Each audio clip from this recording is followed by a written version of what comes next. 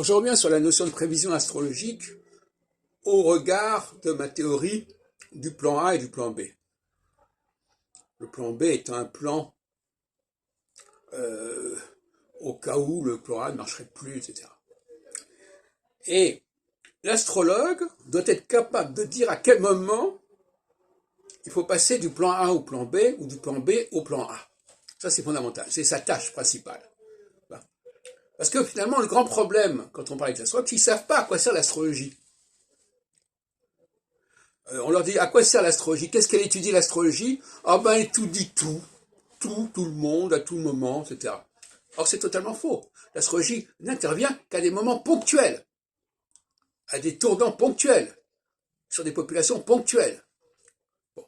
Donc là, il y a une guerre entre les astrologues à ce niveau-là, des gribouilles comme ça, qui veulent tout mélanger tout, etc., à tout moment, qui partent dans tous les sens, et puis il y a des gens qui veulent une rigueur, une structure bien plus précise, voilà.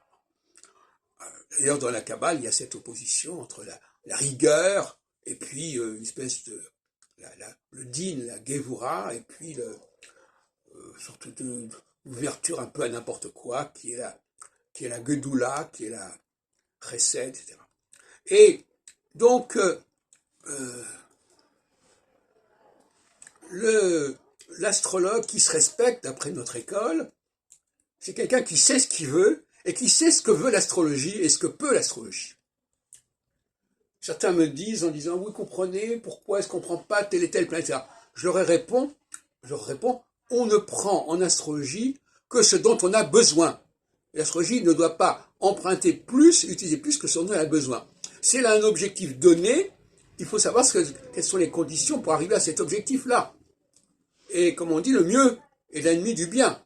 Si on a un objectif donné, c'est pas la peine de rajouter des tas de choses qui vont finalement brouiller les pistes et qui vont créer de la confusion.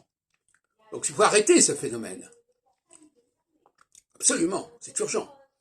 Donc, voilà, le travail de l'astrologue se limite à cela. C'est pas rien. Parce qu'en se limitant, il se fait respecter. Parce qu'il ne fait plus n'importe quoi.